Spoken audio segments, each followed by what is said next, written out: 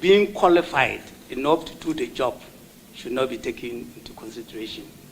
So that because you are going to apply the law, and you must be knowledgeable in the law before you can apply it.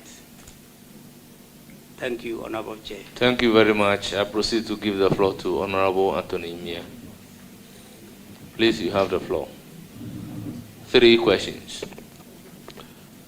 Thank you, Mr. Chairman.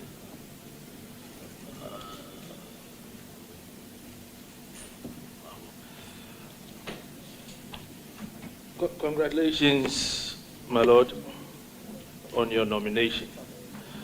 My Lord, I would like us to look at Article 127 of the Constitution together with 179. The combined effect of 127, 127, 2, 3, 4, and 5, as well as Article 179(4).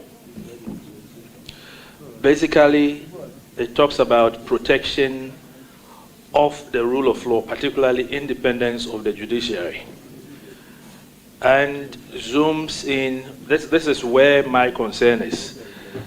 Let's zoom in on the administrative expenses of the judiciary.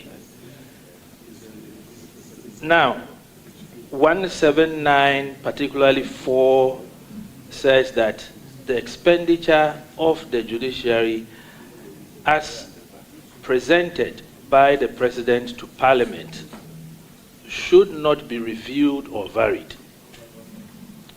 I'm a member of the Judiciary Committee, and I'm aware that from time immemorial, budget for the judiciary has been varied, not that of the Judicial Service. My question is, or I seek your view on the combined effect of this.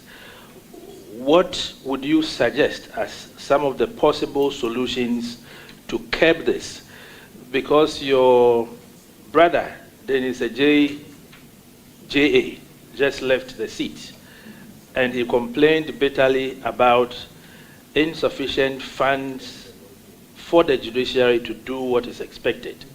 So I want you to give this committee some solutions to curb this problem so that in future there would be no constitutional violation on the part of the executive. The budget of the judiciary would not be cut. Then the judiciary can use the money they need for what they have to do to ensure the independence of the judiciary. Thank you very much. Honorable Chair, it is true that